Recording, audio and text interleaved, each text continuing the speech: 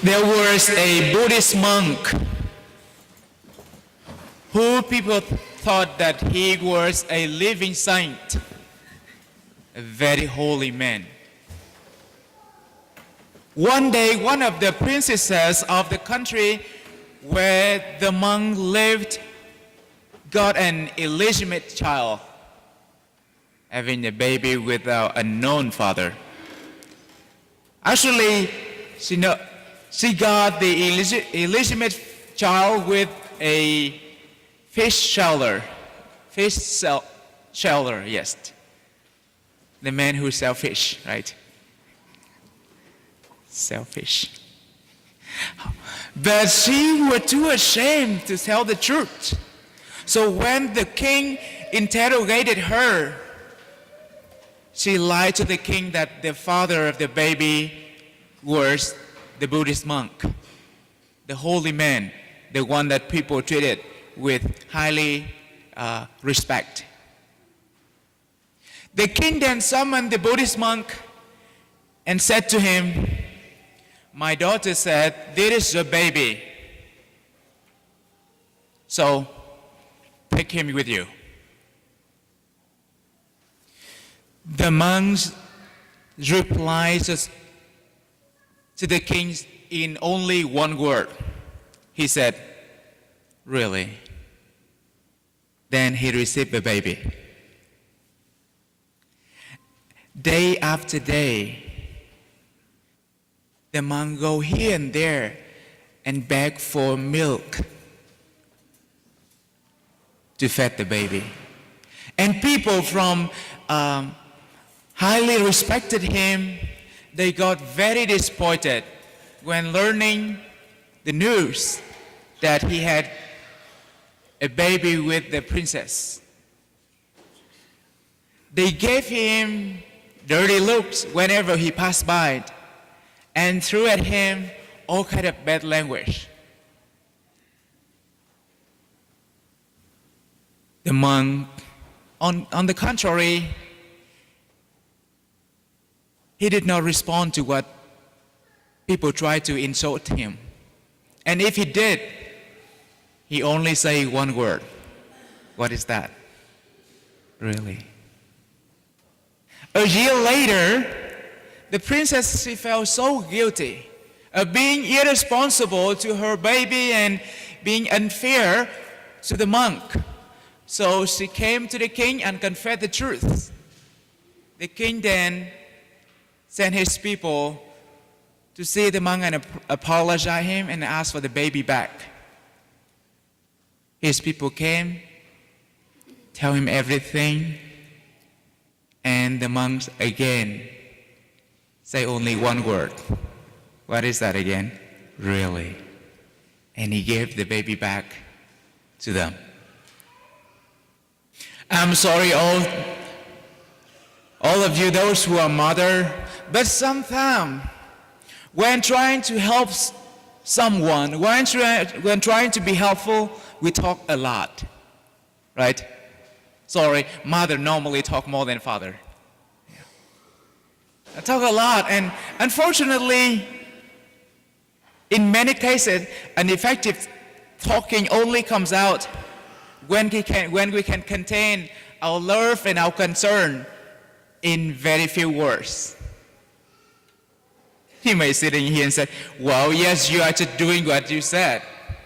Sometimes you talk a lot in your homily. You keep going on and on and on, and nobody remember anything. Yes, I have done it. Yes, sometimes we're going to be trying to help someone.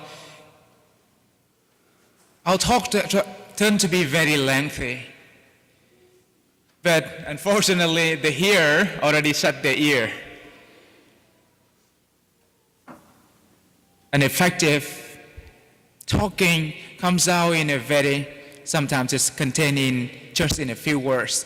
And that is what happened in today's reading, in today's gospel.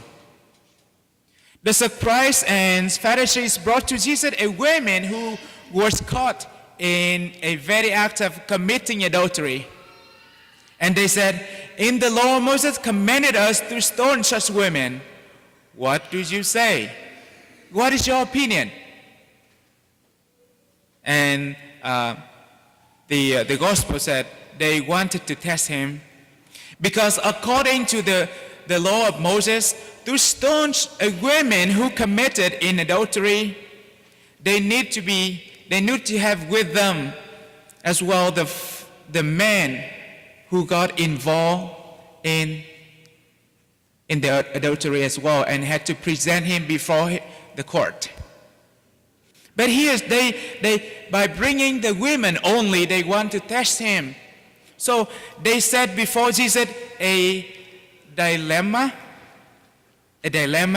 which make him neither could say, yes, she should be stoned, because the man is not here. Nor he could say, no, you have to let her go, because the women obviously were caught in adultery. So the scribes and Pharisees, they was very excited, I guess, thinking that, well, we have a good trap, and Jesus is going to be in trouble. But Jesus, in response, did not say a word. On the contrary, he bent down, kept writing on the ground with his finger. And his reaction irritated the scribes and the Pharisees. They keep from being very excited and see how Jesus may respond. They're getting anxious when he keeps writing on the ground. And they continue asking him, so what is your opinion? Tell us. Come on, tell us, what is your opinion? And finally, he straightened up and replied to them in only one sentence. Let the one among you who is without sin be the first to throw a stone at her. At the first glance, it sounds like a condemnation to shame them, to shame the scribes and the Pharisees. We can understand, we in one way we can interpret it in that way. Well, who do you think you are? You are a sinner as well, and maybe one of you have committed adultery, having an affair with her. Yeah, that's how I interpret it in my first glance. But if we ponder a little bit on it, we can hear from what Jesus said. It's not a condemnation, but he turned the trap that they set before him to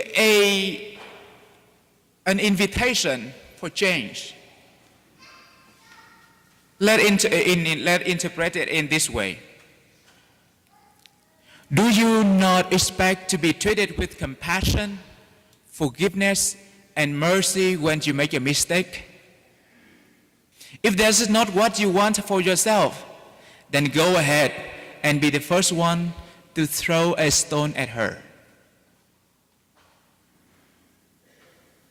So, if we interpret it in this way, we're going to say that Jesus did not ignore the sin of adultery that the women committed, nor he discarded the law. But he invited them, first and foremost, to treat her with compassion, with understanding, with forgiveness, and with mercy. And his invitation somehow touched their heart. That after that, they went away one by one, started with the elders. Their living one by one can be understood as a side of self-awakening. That, well, yes, I do want to be treated with forgiveness, with compassion, and with mercy. And normally, the elders do better. The elder more compassionate than the younger. So, dear brothers and sisters, the invitation for compassion, for forgiveness, and mercy is speaking to each one of us today, especially during this Lent.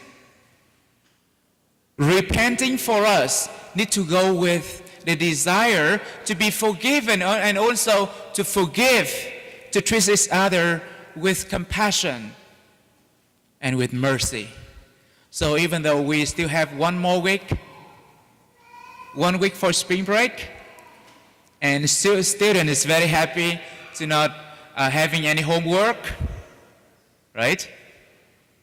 And parents, grandparents can enjoy, don't have to take them to school in the morning. But I want to give homework for you all, not for students, but for all of us.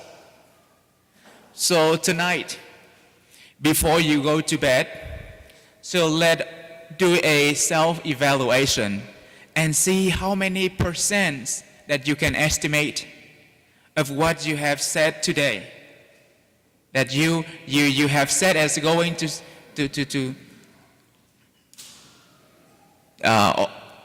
talk to people today. How many percent of your words contain the message of compassion, of forgiveness, and mercy? So tonight, before you go to bed, just spend about 3 minutes, maybe 2 to 3 minutes, and do the homework. Estimate all the words that you have said today, and see how many percent do you think of your words contain the message of compassion, of forgiveness, and mercy.